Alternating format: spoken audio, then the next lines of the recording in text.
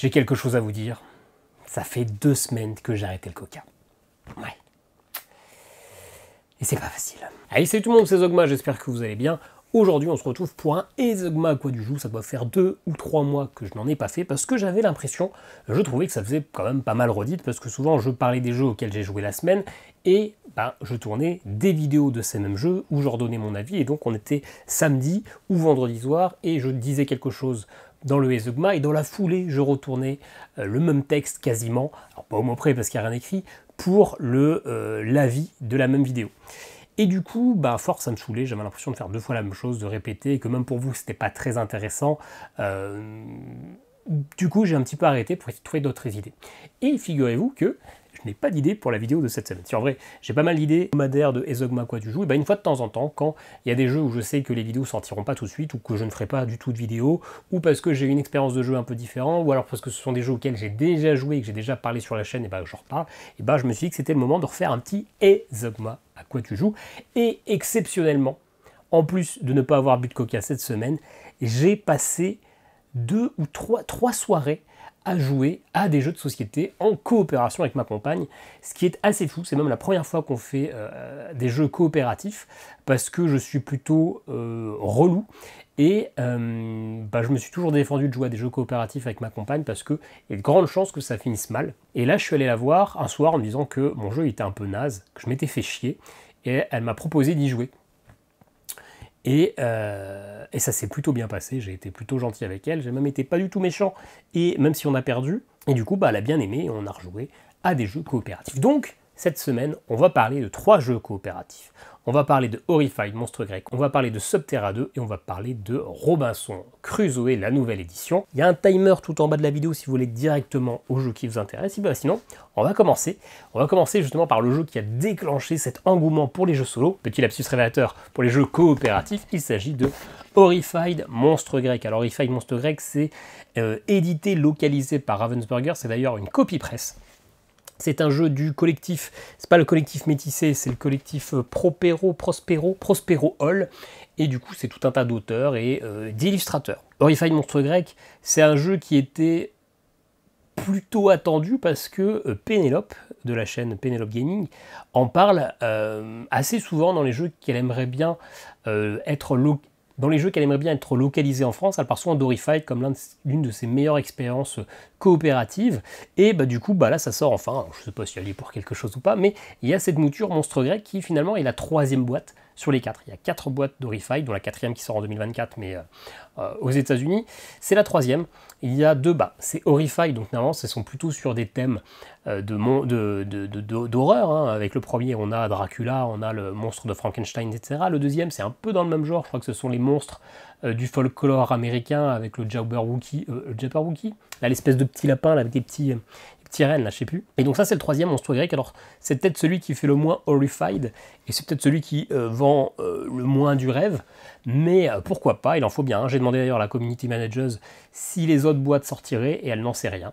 Il n'y a pas d'infos pour l'instant là-dessus. Donc, Horrified, c'est un petit jeu coopératif finalement assez simple. On est vraiment sur du jeu familial. Alors ce que j'aime beaucoup déjà, c'est sur le plateau, la boîte de Pandore a été ouverte, 6 monstres ont jailli de ses profondeurs infinies, patati patata, et vous déballez tout simplement le plateau. C'est une des faces, hein. Là c'est le côté face cachée avec le texte, et on a le plateau. Bien sûr, vous allez à la voir des petites photos tirées de BGG qui ne sont donc absolument pas les miennes, mais vous passez votre plateau et vous avez quasiment déjà le jeu qui commence. Globalement, vous choisissez vos persos, vous les mettez sur leur case de départ. Ce sont des petits standees un petit peu dégueulasses, il faut se le dire. Ces personnages, soit vous les tirez aléatoirement, soit vous avez le choix de les choisir. Et ils ont toute une petite carte particularité. Le musicien, par exemple, peut se déplacer vers un lieu où il y a une légende. La bergère peut regarder la première carte de la pioche monstre, etc. Donc, un petit pouvoir, certains plus intéressants que d'autres. En tout cas, vous placez vos personnages, vous choisissez 1, 2, 3, 4, 5, 6 des monstres à affronter. En pratique, en facile, c'est 2 monstres, en moyen, c'est 3 monstres, en difficile, c'est 4 monstres. Le facile est facile. Le normal est tendu sa mère. J'en profite un peu, là, il y aura un zoom sur ma tranche de cake, parce que je me suis mis à la peinture très récemment. J'ai un niveau absolument débutant, mais du coup je me suis fait plaisir, j'ai peint les petites figures. Alors celle-là c'est l'une des plus ratées, hein. J'ai pas trop bien réussi le sol, mais on a Cerbère, on a méduses. Enfin, globalement, elles sont toutes un peu foirées, mais je suis quand même content. Ce sont mes premières figurines, donc j'en suis quand même fier. C'est surtout celle-là qui est pas folle, j'en avais marre. C'était la 6e de la soirée, j'ai fait un socle un peu tout classique. Bon, alors savoir, c'est un marais gazeux, hein, c'est pour ça que c'est du vert. On a la chimère, avec des beaux effets au niveau de la crinière. On a la petite sirène. Et puis enfin, celui que j'ai le plus réussi, notamment au niveau du sol, le Minotaure. Donc on choisit les monstres qu'on va affronter. Et on va avoir une mécanique très très simple. C'est que sur le plateau, on va tirer très régulièrement. C'est un petit Cabal mais officiel, hein, Horrified Monstre Grec. Des objets, ce sont de vieux tokens en carton, avec, ok, un petit nom genre couronne de laurier, mais vous attendez pas à de l'épique, c'est juste un carton bleu avec un numéro 3 qui sera placé à différents endroits du plateau. Sur celui-ci, c'est écrit hippodrome, donc je le mets sur l'hippodrome. Et donc finalement, le but va être de tuer les adversaires, et chaque adversaire, pour pouvoir le tuer, il va falloir d'abord trouver son sanctuaire, un sanctuaire qui est caché. Il y en a 4 sur le terrain, il va falloir y aller, et pour révéler le sanctuaire, il va falloir défausser des tuiles que vous aurez récupérées dépassant une certaine force. Dans ce cas-là, si vous avez trouvé le sanctuaire d'un des monstres que vous affrontez, bah ça va vous donner des petites règles. Par exemple, pour d'abord l'épuiser, le diminuer, eh bien, au niveau de Méduse, il va falloir, et c'est de la kite, donc la faire se déplacer, l'attirer vers nous pour qu'elle se mange ses miroirs, et quand elle s'est bouffée, et quand finalement quand un certain nombre de miroirs ont reflété son regard, et ben on va pouvoir aller la tuer.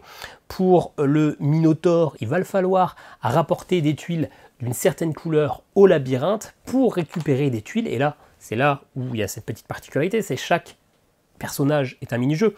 La Méduse, on a dit que c'était du kite. Le Minotaure, on va devoir tirer des tuiles de labyrinthe et devoir les mettre. Sauf que, eh ben, il faut réussir à valider ce petit labyrinthe, que le chemin soit bien fait. Donc on a des actions qui vont pouvoir permettre d'inverser 2 tuiles, d'autres de les poser. La sirène, par exemple, c'est un petit memory. Vous allez retourner 2 tuiles. Si c'est bon, eh ben, vous les retirez. Si c'est pas bon, vous les retournez face cachée. Bref, tous des petits mini-jeux comme ça. Et quand vous avez terminé le mini-jeu, vous allez pouvoir la tuer. Encore une fois, c'est se rendre sur la tuile où il y a le méchant et défausser des tokens de couleurs et de valeurs suffisantes pour le détruire. C'est un jeu ultra simple.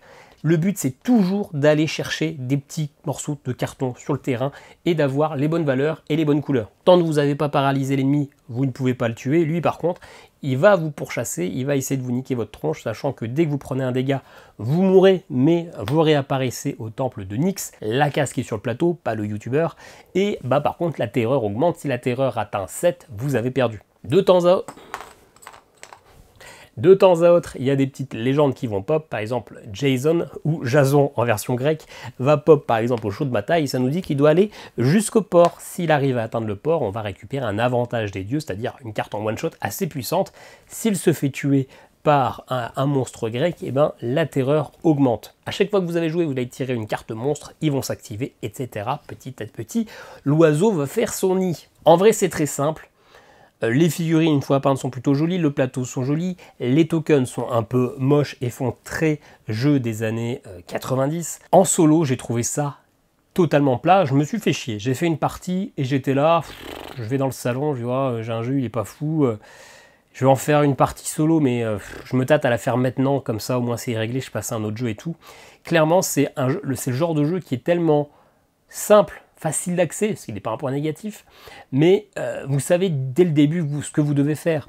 La sirène, il faut des tuiles bleues pour pouvoir jouer au memory, et ben vous allez chercher les tuiles bleues, vous vous déplacez, vous allez aller au memory, vous claquez vos tuiles, vous réussissez pas, machin.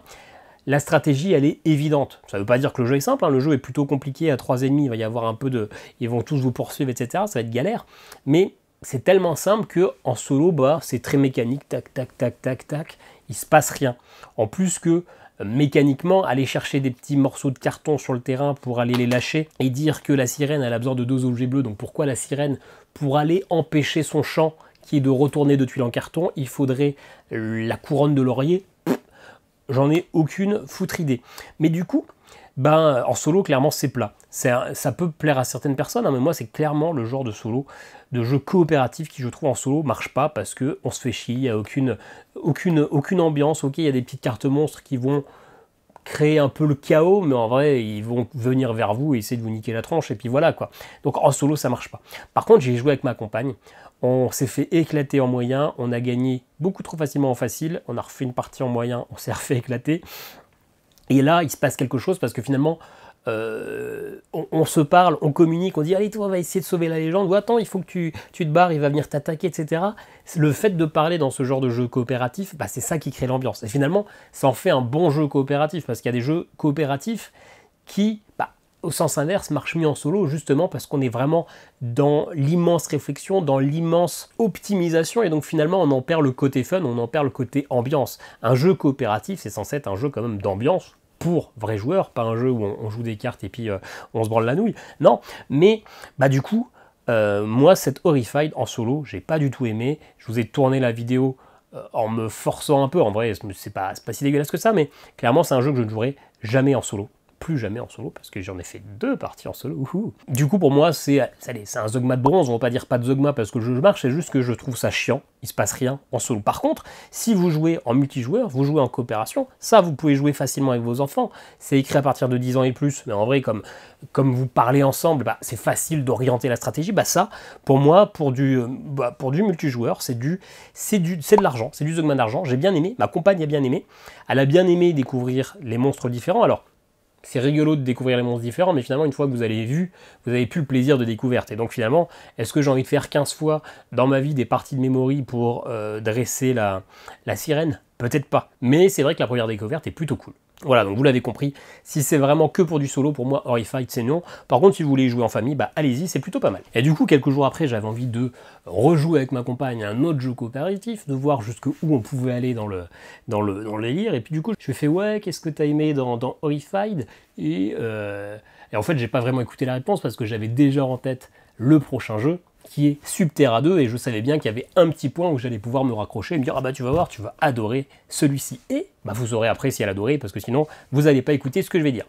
Subterra 2, pour le coup j'en ai déjà parlé sur la chaîne il y a 1 an et demi, j'en ai jamais fait 2 parties, c'est donc la suite de Subterra, et si vous l'aviez vu en vidéo, je l'ai donc mis ici pour, bah normalement c'est lui qui est là, hein.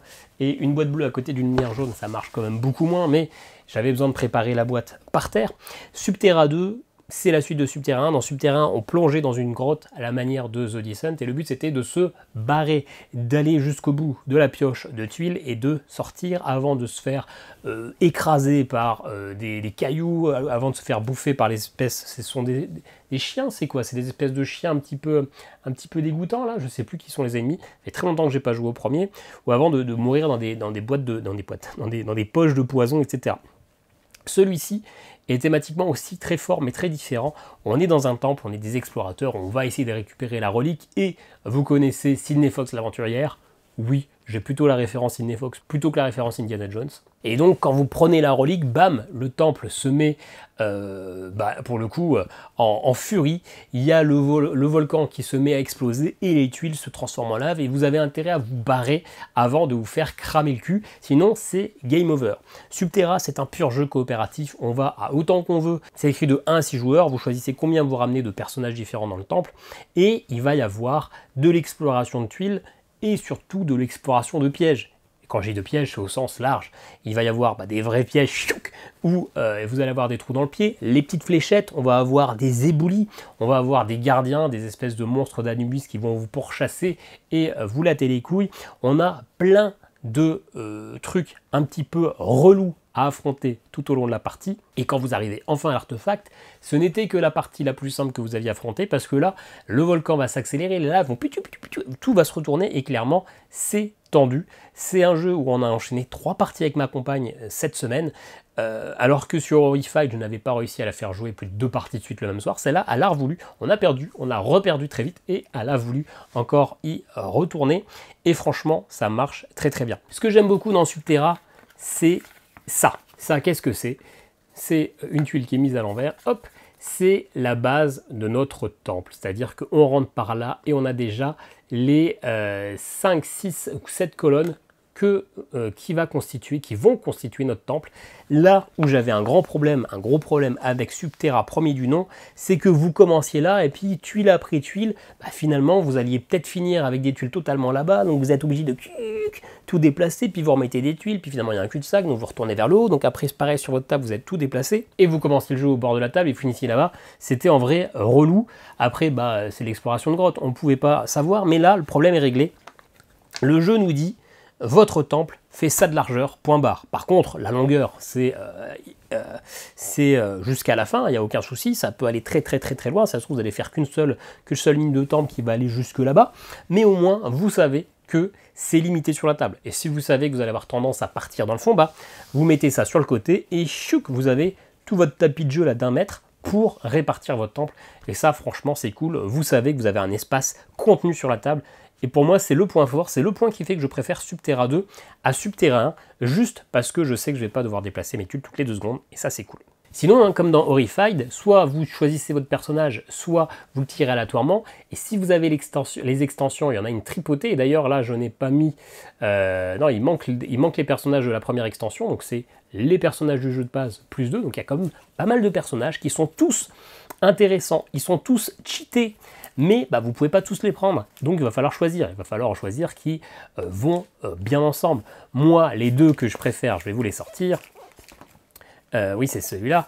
Il s'agit du sapeur, parce que le sapeur a la capacité de poser des bombes et d'exploser des murs, et donc de faire, si normalement il y a 2 murs côte à côte, il n'y a pas de chemin, lui, il a cette capacité 3 fois dans la partie, d'exploser et de créer un passage. Je trouve ça plutôt cool, d'autant plus qu'il balance des grenades et qu'il peut tuer du coup les différents gardiens. Et le prêtre, alors en pur multijoueur, si vous êtes à 4 et qu'il y en a un qui contrôle le prêtre, c'est pas le plus intéressant à jouer, mais quand vous êtes sur une petite équipe, c'est cool. Le prêtre, il a que des pouvoirs avec 3 points d'action. Alors que normalement, dans le jeu, on a 2 points d'action par tour. On peut avoir un 3e point d'action en se dépassant, donc en perdant 1 PV. Donc pour perdre 1 PV, il peut faire une de ses actions, et donc une seule action ce tour-ci. Soit ranimer n'importe où dans le temple, il ranime quelqu'un et lui donne 3 points de vie. Donc vous n'êtes pas obligé d'être côte à côte. Et ça, c'est plutôt fou. Ou il purifie, pareil, pour 3 points d'action, donc il perd 1 point de vie, et bien vous tuez tous les ennemis qu'ils ont sur une tuile, même s'ils ne sont pas adjacents, n'importe où sur le temple. Il est pété, donc vous pouvez enchaîner des tours où vous réanimez et où vous tuez des monstres, et un tour de temps en temps, et vous healez vous-même pour récupérer 1 point de vie, et ça, du coup, c'est le personnage parfait, vous le laissez à l'entrée du donjon, vous n'en faites rien, et de temps en temps, bam, il va balancer son sac de grenades, et puis ça sera réglé.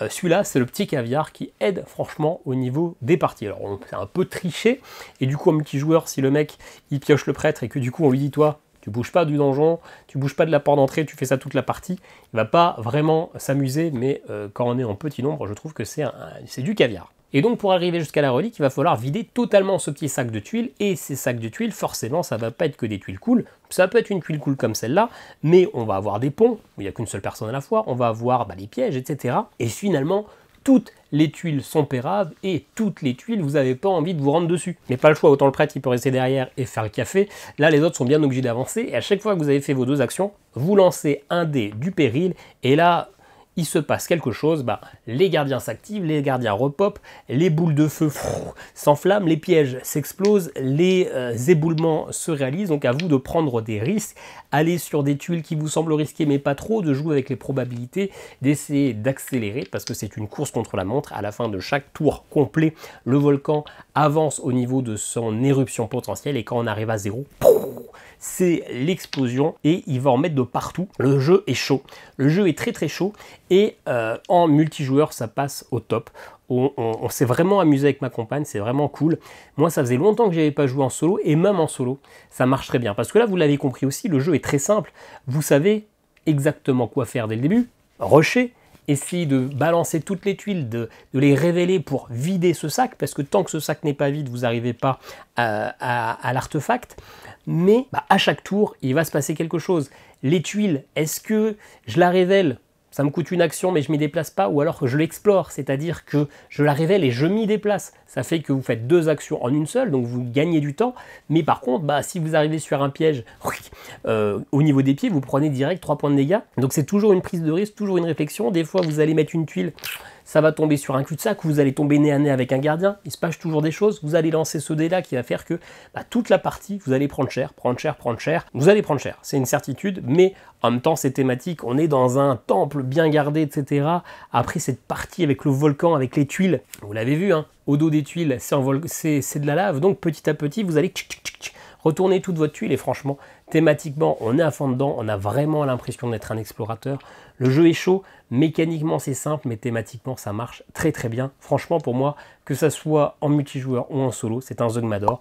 C'est pas un Zogmador du solo où je vais enchaîner 20 parties de suite, parce que clairement, à la fin d'une partie où t'as pris cher, t'es un peu rincé psychologiquement, mais on s'est quand même franchement bien amusé et on a envie de refaire une partie. D'ailleurs, j'avais les extensions que j'avais achetées juste après avoir découvert le jeu, c'est-à-dire il y a 2 ans, et je n'avais toujours pas pris la peine de les déballer. Bah là, on les a déballés, on a joué, on n'a pas joué avec toutes d'ailleurs. Clairement, pour du solo, je vous conseille uniquement celle-ci.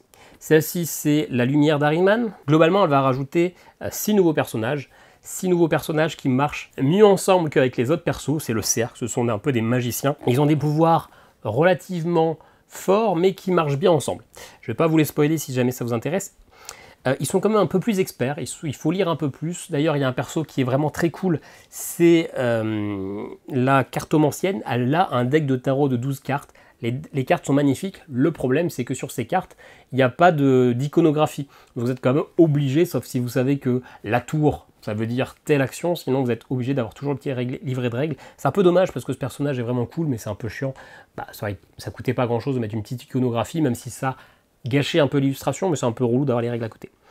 Donc on a des nouveaux persos, et 6 c'est cool, et en plus on a des nouvelles tuiles, on a 4 nouvelles tuiles pièges, on a une où il y a 3 gardiens qui popent d'un coup, mais après il n'y en a plus qui repopent, il y a des serpents, il y a aussi des espèces d'explosions, il y a, je sais plus ce que c'est l'autre, mais ça rajoute des nouvelles tuiles, et ça n'alourdit pas plus la partie, parce qu'on va enlever des tuiles du jeu de base, on va juste les remplacer, donc ça va être juste que votre temple est un peu plus varié. Vous allez quand même prendre globalement un peu plus cher, mais franchement c'est vraiment cool. Cette extension là est vraiment très sympa. Concernant l'éveil de Typhaon, c'est vraiment une extension qui permet de jouer jusqu'à 7, un joueur de plus, parce que ce que ça apporte, c'est vraiment quelqu'un qui va contrôler Typhaon et qui va jouer contre les aventuriers. Donc au lieu de lancer alors j'ai pas lu tout à fait les règles, mais il y a un gros deck de cartes, et je pense qu'on ne lance plus le dé péril, que c'est Typhaon qui a sa main de cartes et qui va choisir les périls qu'il va mettre sur la tronche des explorateurs. Dès qu'il a joué une carte, il leur pioche une, etc. Et donc le but, ça va être de tuer tous les explorateurs. Ça peut être cool. À voir si le jeu est bien calibré ou pas, parce que j'ai quand même l'impression que c'est Typhaon qui va gagner souvent, mais en même temps c'est souvent le dé péril qui gagne aussi, donc ça doit se tenir l'un dans l'autre. Ça rajoute 2 nouveaux personnages, le cartographe qui n'est pas très intéressant, l'inventrice qui est plutôt cool parce qu'elle va créer des tourelles, elle va créer des barrières, enfin ça va vraiment être une ingénieure dans World of Warcraft, quoi. Elle va créer tous des petits accessoires, tous des petits gadgets qui sont plutôt cool. Donc cette extension elle est quand même dispensable si c'est pour du solo ou pour du faible nombre de joueurs. Donc voilà, Subterra, franchement un vrai régal. Et le dernier jeu, ça va être Robinson Crusoe, qui lui aussi m'a été envoyé par Yellow. C'est la nouvelle édition. Je n'avais jamais joué à la première édition. C'était un peu une de mes carences ludiques. Clairement, celui-ci, je n'y jouerai jamais en coopératif. Le jeu marche très bien. Ça sera un avis un peu limité, un peu bref, parce que j'en ai fait que 6 parties pour l'instant. Donc, j'ai pas un avis totalement définitif. On en reparlera sûrement, je pense que j'en ferai une vidéo, parce que je pense que c'est un truc que j'ai envie d'avoir sur ma chaîne quand même. Hein. Robinson Crusoe, c'est clairement un jeu de coopération expert. On prend le livre de règles, il y a 40 pages. J'ai eu commencé à 22 h un soir, je me dis, j'ai quand même pas envie de me taper 40 pages. Ok, en fait il n'y a que 28 pages je crois, parce qu'il y a 12 pages qui parlent des scénarios, mais ça fait quand même beaucoup, c'est écrit assez petit. Apparemment le problème de la première édition c'est que le livret de règles était une chure. Là franchement, il est bien, il est juste long. C'est un jeu complexe, avec plein de micro-détails, plein de petites règles, pas tant que ça en vrai, mais je pense que le jeu mériterait quand même d'être un petit peu... d'être un peu épuré au niveau des règles. J'ai quand même l'impression qu'il y a beaucoup de choses qui sont rajoutées. Est-ce qu'elles changent vraiment quelque chose in fine au jeu? Je suis pas sûr. Voilà, je trouve que le jeu est quand même un petit peu lourd. Ceci dit, dans cette nouvelle édition, il y a une campagne d'initiation, une campagne en 4 chapitres. Des chapitres rapides. Le premier, vous le faites en un quart d'heure. Le 4e chapitre, vous le faites en 40 minutes, peut-être une demi-heure. Et ça va vous rajouter progressivement les règles la première partie, vous vous occupez finalement juste de vous déplacer et de retourner des tuiles et tout. Après, vous apprenez comment crafter, après vous apprenez les combats, après vous apprenez la météo, enfin c'est pas forcément dans ce sens-là, mais vous avez vraiment les règles qui sont expliquées petit à petit. Et une fois que vous avez fait les 4 campagnes, les 4 scénarios, vous avez vraiment 100% des règles. Au départ de la campagne, ça vous dit que n'hésitez pas à la fin d'aller vérifier le livre de règles pour apprendre d'autres petites infos. J'ai lu le livret de règles après avoir fait les 4 campagnes, et en vrai, à part quelques petits points où j'étais un petit peu hésitant, je savais déjà tout. Et donc, cette campagne est vraiment bien faite. C'est un vrai gros point positif de cette version Yellow 2024. Enfin, j'imagine que c'est pas Yellow qui l'a créé, hein, mais franchement top. Cette campagne d'initiation, heureusement qu'elle est là, parce que sinon j'aurais été clairement démotivé de lire ce livret de règles, qui finalement, une fois que j'avais fait mes 4 petites parties d'initiation, le livret de règles, il s'est lu sans aucun souci. Mais clairement, je pense que c'est un jeu, si j'y joue pas pendant 2 mois et que j'y retourne, j'aurai pas toutes les règles en tête, contrairement à Subterra, contrairement à Refight, il va falloir que je me réépluche le livre de règles. Il y a beaucoup de petits trucs qui alourdissent. Ceci dit, si on veut parler de ce qui était un petit peu reproché au jeu, c'est qu'il n'y avait que 7 scénarios. Alors, comme le jeu est ultra compliqué, finalement 7 scénarios, les gens n'arrivaient pas forcément au bout de ces 7 scénarios, mais ça pouvait manquer un petit peu de renouveau, et donc il y a eu plein de scénarios fan-made qui existaient sur BGG, et donc là maintenant, on a un petit carnet d'aventure qui propose finalement 50 scénarios, en plus des 7 de la boîte de base, 50 scénarios qui sont rangés par difficulté. On a aussi un sommaire pour type de public, enfants et famille, experts, universel, on a en fonction des thèmes, en fonction du genre, alors c'est les 50 mêmes scénarios qui sont à chaque fois rangés d'une manière différente, mais si vous voulez plutôt aller dans tel ou tel thème, c'est plutôt pas mal. Ça reprend le matériel des 7 scénarios de base, mais ça change les objectifs, ça change quelques caractéristiques, parce que finalement ces 7 scénarios sont quand même très différents et proposent un thème, et finalement c'est assez facile de faire des choses différentes. Donc moi, pour l'instant, je n'ai fait que 2 scénarios, et j'ai fait que des scénarios faciles de se livrer, j'ai même pas testé les vrais scénarios de base, plus les 4 de la campagne de base, et je pense que si vous aimez vraiment Robinson Crusoe, ce petit livret est indispensable. Certes, vous pourriez imprimer vous-même des scénarios sur BGG, mais là, vous l'avez en couleur, vous l'avez relié.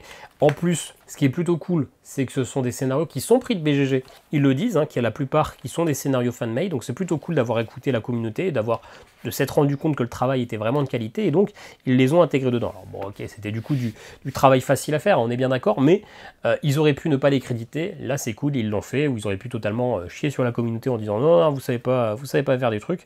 Là, c'est franchement cool. Robinson Crusoe, si je vous ai dit que je n'y jouerai jamais en multijoueur, c'est que je vous disais que pour moi, un jeu coopératif, il devait y avoir du fun, il devait y avoir de l'ambiance.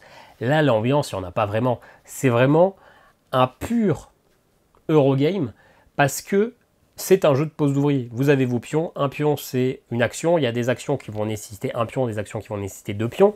Donc vous réfléchissez en fonction de vos objectifs à qu'est-ce que vous devez placer, où. Il faut vraiment réfléchir. Sauf que le problème, c'est que si vous voulez réussir vos objectifs alors que vous avez un timer bien précis, c'est que vous êtes obligé de prendre des risques. Prendre des risques, c'est quoi? C'est au lieu de mettre 2 pions pour avoir l'action qui est réussie à 100%, c'est de mettre un seul pion. Du coup, si vous mettez un seul pion au lieu de 2, vous allez faire 2 fois plus d'actions. Sauf que, quand c'est comme ça, votre réussite est soumise à des dés. Vous lancez 3 dés. Il y a un dé qui va vous dire si vous perdez de la vie ou pas, parce que vous avez un petit peu trop travaillé, vous êtes surmené. Un dé qui va dire si vous avez réussi ou pas, généralement c'est 50% de chance, peut-être un peu plus, et un 3e dé qui va dire si vous piochez une carte, événement ou pas. Et ces événements, c'est rarement une bonne nouvelle, c'est même jamais une bonne nouvelle. Donc, vous prenez des risques, vous avez une chance de ne pas réussir, une chance de prendre des dégâts, et surtout une forte chance d'avoir un malus qui viendra tôt ou tard dans la partie. Et, du coup, en multijoueur, je ne pense pas du tout que ça soit fun, parce que c'est un jeu ultra fin, ultra calculatoire, et où vous êtes obligé de prendre des risques, obligé de tout miser sur la chance. Vous ne pouvez pas, d'ailleurs je serais intéressé de savoir statistiquement, parce que c'est sûr qu'on ne peut pas faire de partie où on fait du 100% safe, ça n'aurait aucun lieu, sinon tout le reste du gameplay n'aurait pas lieu d'être. Mais j'aimerais savoir ce chiffre de combien pour chaque scénario l'auteur a calculé qu'il fallait prendre de risques en moyenne. Combien de fois je peux jouer de manière safe dans ma partie, combien de fois je peux jouer de manière risquée. Et clairement, je pense qu'il faut jouer plus risqué que safe, parce que la partie est vraiment ultra tendue et c'est compliqué de gagner. Parce qu'en plus, ces événements négatifs, vous en avez une tétrachée, donc ça c'est plutôt cool, mais du coup, vous n'avez aucun moyen de prévoir en disant « Ok, statistiquement, je sais qu'il va m'arriver ça, ou ça, je fais en sorte que ça soit à peu près clean. » Non, là, vous avez un paquet comme ça pour la récolte, un paquet comme ça pour l'exploration, vous avez ça de monstres, vous avez ça d'événements de base.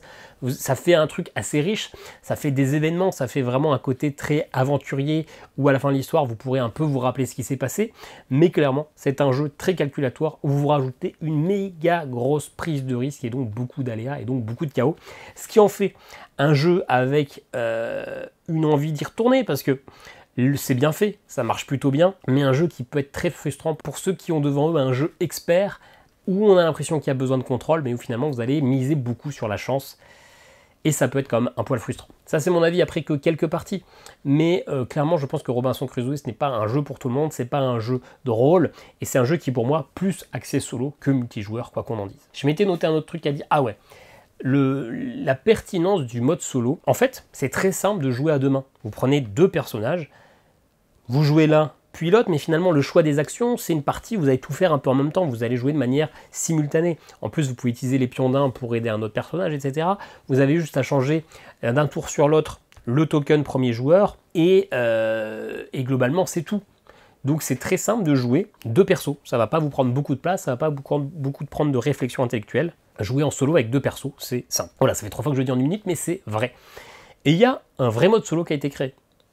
Un mode solo où vous jouez qu'un personnage, mais vous rajoutez le chien, qui s'appelle le chien, et vous rajoutez Vendredi. Vendredi avec un seul pion, là où un héros, un personnage classique a 2 pions. Donc vous avez 2 pions sur votre perso, Vendredi a un pion et le chien a un pion. Donc techniquement, vous avez autant de pions. Sauf qu'il y a des petits ajustements. Le chien et Vendredi, vous ne devez pas les nourrir. Contrairement à si vous avez 2 joueurs, il faudra 2 bouffes. Là, vous aurez besoin qu'une seule bouffe. À la fin de chaque tour, le moral augmente spontanément. Là où en multijoueur, ce n'est pas le cas. Par contre, le chien, lui, il peut faire que des actions combat ou des actions d'exploration. Vous ne pouvez pas l'utiliser pour la récolte, vous ne pouvez pas l'utiliser pour les actions spéciales, etc. Donc lui, il est limité. Et Vendredi, il n'est pas limité, mais il a peu de vie, et il a une petite mécanique pour bloquer les événements, mais dans ce cas-là, il se prend des dégâts, etc. Je ne sais pas à quel point le mode solo est plus simple ou plus compliqué. Moi, j'en ai fait 2 parties. En fait, à partir du moment où j'ai fini la campagne initiation, j'ai utilisé ce mode solo, et j'avais plus l'impression d'être bloqué par ce mode solo que si j'avais joué 2 joueurs, par exemple, dans un scénario où je n'avais plus besoin d'explorer. Parce que il me restait plus qu'un certain nombre de tours et qu'il fallait que j'aille placer des tokens faire des actions spéciales, j'avais plus besoin d'explorer. Donc j'avais mon chien qui me servait que à explorer ou que à faire de la chasse, que je ne pouvais plus utiliser. Donc je perdais une action à chaque tour. Et donc ça m'a vraiment posé question. Ça rajoute des règles pour Vendredi, pour le chien, mais finalement, potentiellement, vous pouvez être plus bloqué, alors que avoir 2 bouffes par tour, c'est pas non plus si compliqué. Alors ok, vous avez le petit bonus de morale qui peut faire que ça rend... Voilà, je sais pas à quel point le solo est plus simple que jouer à 2 mains, mais je pense que pour mes futures parties, j'abandonnerai ce solo et je jouerai à vrai 2 mains, histoire d'avoir un peu plus de possibilités stratégiques. Du coup, dites-moi en commentaire, vous qui jouez à Robinson depuis, je crois que ça a 10 ans le jeu, ce que vous pensez de ce solo. Est-ce que vous y jouez ou est-ce que vous prenez 2 mains simples, hein. Franchement, c'est questionnant, c'est bien qu'ils aient créé ce mode solo, mais le jeu, c'est tellement facile de jouer à 2 persos, sans prendre plus de place, que je vois pas trop l'intérêt finalement de l'avoir créé. C'était du travail pour pas grand chose, mine de rien. Donc du coup, moi pour l'instant, Robinson Crusoe, je lui mets pas de note. Je sais pas trop où le placer.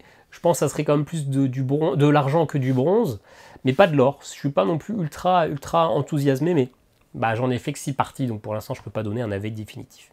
Voilà, dites-moi en commentaire ce que vous en avez pensé. On a été très sérieux, hein, vous savez, sur les Exogma. Quand je parle des jeux très précisément, il n'y a pas trop de vannes. Parce que les jeux c'est sérieux. Chaîne de rétro gaming québécoise, plutôt sympa d'ailleurs si vous connaissez. Le jeu c'est sérieux. Voilà, donc dites-moi ce que vous avez pensé de Robinson Crusoe, dites-moi ce que vous pensez des autres jeux, dites-moi ce que vous pensez tout court. N'hésitez pas à vous abonner, à commenter. Il y a des petits liens affiliés si jamais vous souhaitez me soutenir. Hein. Sur Ludum, je récupère 7% hors taxe de ce que vous achetez, et ça du coup c'est plutôt cool, hein. Ça permet d'avoir à peu près chaque mois 80 € en bon d'achat pour racheter des jeux, et donc merci, ça fait énormément plaisir. Grâce à vous, je rachète plein de jeux, etc. Donc merci, je ne sais jamais qui vous êtes, mais je vous dis vraiment merci. On se retrouve très bientôt pour une nouvelle vidéo. Ciao, ciao.